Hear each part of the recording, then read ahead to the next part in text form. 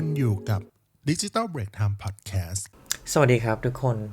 ตอนนี้เนี่ย AI tool เข้ามามีบทบาทในหลากหลายวงการมากๆ รวมถึง Content Marketing เองด้วยเช่นกันนะครับ ในปีที่ผ่านมาจนถึงปีนี้เนี่ย AI tool ตัวใหม่ๆก็เกิดขึ้นเยอะ AI tool เดิมๆยอดฮิตที่เราเคยใช้ก็มีฟีเจอร์ใหม่ๆมากขึ้น แล้วก็มีความชาญฉลาดมากขึ้นด้วยเหมือนกัน วันนี้เนี่ยผมก็เลยอยากจะมาเล่าให้ทุกคนฟังว่าผมใช้ AI tool ในการช่วยทำงานส่วนไหนบ้าง รวมถึงจะมาแนะนำ AI tool ที่แบบ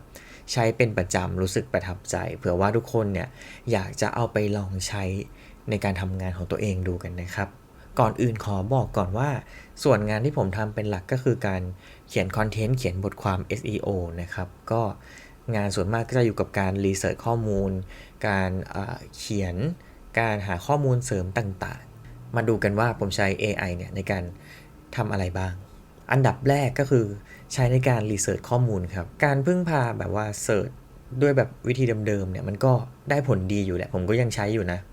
แต่ว่าทุกวันนี้ AI Search มันทำให้แบบง่ายมากสะดวกมากขึ้นเพราะว่ามันช่วยสรุปข้อมูลของเราได้แบบจากข้อมูลเยอะๆเนี่ยสรุปให้เหลือพารากราฟเดียวหรือประโยคเดียวให้เราเห็นเมนเมสเสจคีย์เมสเสจของมันก่อนว่ามันคืออะไรแล้วถ้าเกิดเราต้องการเจาะลึกเรื่องไหนเนี่ย AI มันก็แนบลิงก์แหล่งข้อมูลเว็บไซต์ต่างๆที่มันไปหาข้อมูลมันเนี่ยมาให้เราเพื่อเอาไปอ่านต่อเองได้ด้วยเหมือนกันทำให้การรีเสิร์ชข้อมูลมันง่ายขึ้นแล้วมันก็สะดวกขึ้นด้วย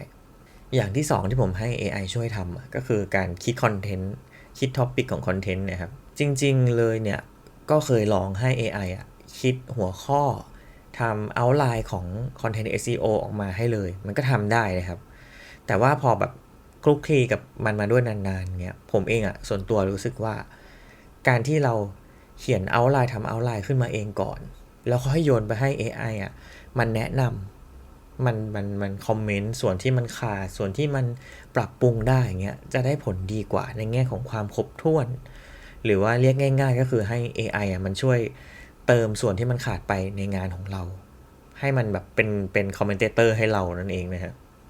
อย่างที่3ก็คือให้ AI เนี่ยมันช่วยเขียนมันจะมีปัญหากวนใจอย่างหนึ่งสำหรับคนทำงานสายนักเขียนแบบเราก็คือในจุดหนึ่งเราเข้าใจเนื้อหาดีมากๆแต่ว่าพอเขียนออกมาแล้วมันยังดูแบบแปลกๆงงๆเหมือนยังเล่าเรื่องไม่ค่อยสมูทเท่าไหร่ลองเขียนออกมาก่อนอย่างเงี้ยแล้วก็ให้ AI มันไปช่วยรีไลท์เราหรือว่าให้ช่วยปรับโทนการเขียนของเรามันอาจจะทำให้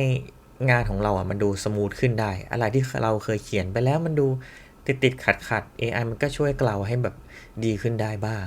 หรือถ้าที่ใช้ช่วยเขียนบ่อยๆเลยก็คือให้ AI เนี่ยมันช่วยเขียนอีเมลหรือว่าสรุปรีพอร์ตสรุปรายละเอียดต่างๆเกี่ยวกับงานให้มันกระชับขึ้นให้มันอ่านง่ายขึ้นส่วนเนี้ยที่ใช้บ่อยเพราะว่าบางทีผมทำงานเยอะๆแล้วก็จะสรุปงานให้ลูกค้าหรือจะส่งนู่นนี่นั่นให้ลูกค้าแล้วเขียนออกมาลำดับแล้วงงในหัวเรามันตีกันไปหมดก็ให้ AI ช่วยเขียนอย่างต่อมาก็คือใช้ AI เนี่ยครับทำภาพประกอบไม่ว่าจะเป็นภาพประกอบบทความภาพปก YouTube อะไรเงี้ยครับผมก็จะเลือกที่จะให้ AI มันช่วยเจนภาพในมูดแบบที่เราต้องการมาก่อนแล้วเราค่อยมาปรับแต่งเพิ่มใส่ข้อความใส่กราฟิกใส่เอลิเมนต์ต่างๆนะครับบางทีก็ไม่ได้ใช้แบบเอาไปใช้จริงหรอกใช้บรีฟกราฟิกใช้บรีฟงานส่วนอื่นๆด้วยก็ทำให้การทำงานส่วนนี้มันง่ายขึ้นอย่างสุดท้ายที่ผมใช้ AI ทำเรียกว่าไม่เชิงใช้ทำหรอกแต่ผมมาใช้ AI คุยเล่นแก้เหงานะมันก็ไม่ได้เกี่ยวกับงานโดยตรงแต่ว่า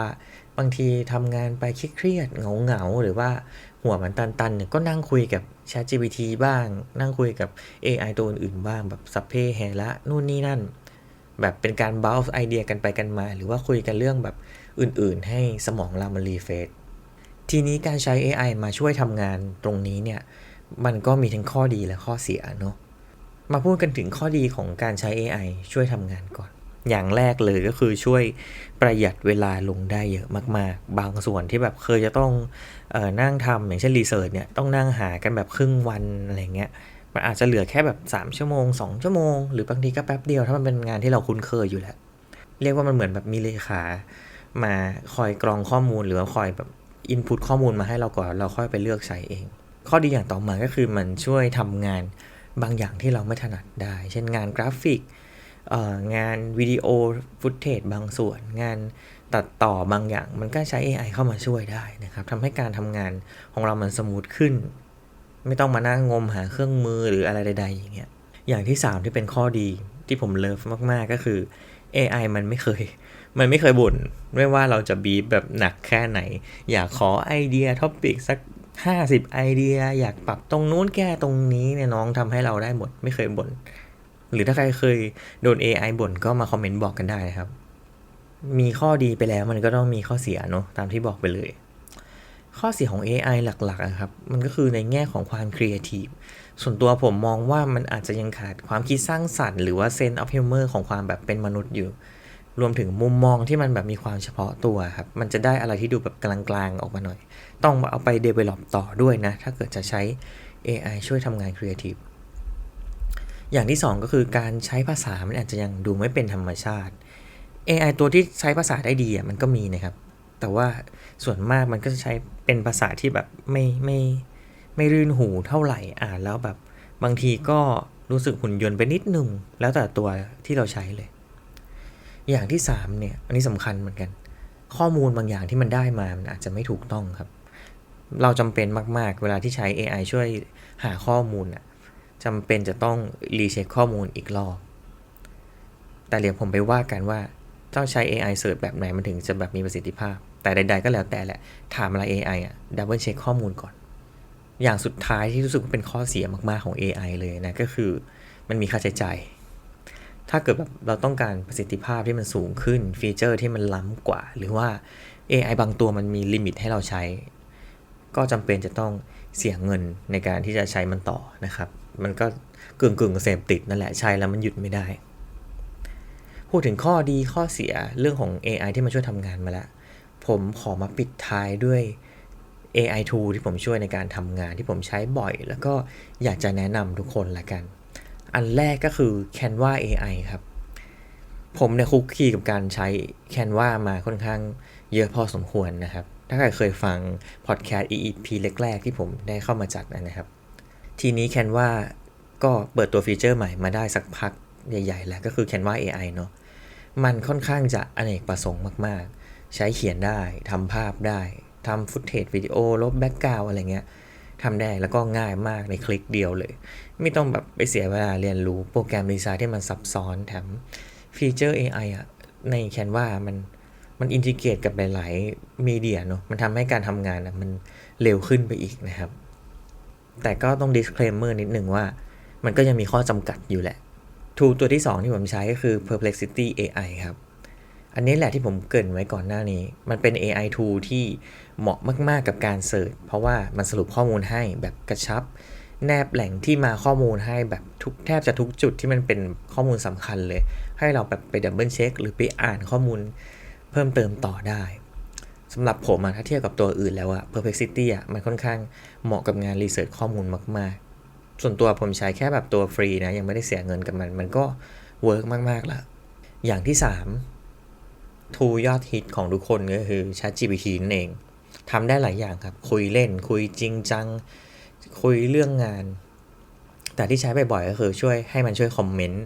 ให้มันแบบวิเคราะห์งานเราแล้วก็ช่วยปรับปรุงว่าควรจะเพิ่มอะไรลดอะไรปรับปรุงยังไงอะไรเงี้ยเหมือนมีเพื่อนคู่ใจคอยคอมเมนต์เราว่าเราทำได้ดีหรือยังเราควรปรับอะไรหรือเปล่าอะไรเงี้ย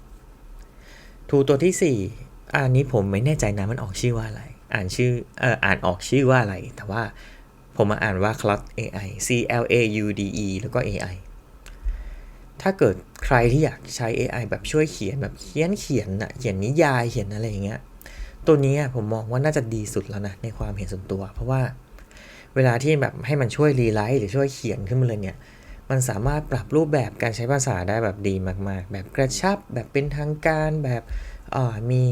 อารมณ์ร่วมอะไรเงี้ยแต่ว่าก็ต้องเตือนว่ามันมีสิ่งหนึ่งที่ Claude AI เนี่ยมันไม่เก่งเลยก็คือเรื่องความถูกต้องของข้อมูลเคยให้มันเขียนอะไรที่ดูแบบเป็นวิชาการมากๆข้อมูลมันแบบก็มั่วเยอะมากเหมือนกันนะมันจะเขียนออกแนวแบบเพ้อๆเรียกว่ามันภาษาสวยแต่ว่าถ้าอยากจะให้มันทำงานให้จริงๆต้องป้อนข้อมูลที่ถูกต้องไปให้มันก่อน อย่างที่ 5 AI ที่อาจจะฟีดแบ็กไม่ค่อยดีเท่าไหร่เมื่อเทียบกับตัวอื่นก็คือ Google Gemini นั่นเองแต่ว่าด้วยความที่มันเป็นของ Google นะผมมองว่ามันก็ช่วยเสิร์ชได้ดีไม่แพ้กับ Perplexity นี่แหละแต่ส่วนตัวผมก็ใช้ไม่ค่อยบ่อยแล้วก็กำลังศึกษาวิธีการใช้งานของมันอยู่เพราะว่าเห็นว่าถ้าเกิดแบบสมัคร Google One ที่มันเป็น Advanced เนี่ยมันก็จะใช้แบบ Google Gemini ในเซอร์วิสอื่นๆได้ด้วยใช้ใน Google Doc Google Sheet Google Slide อะไรเงี้ย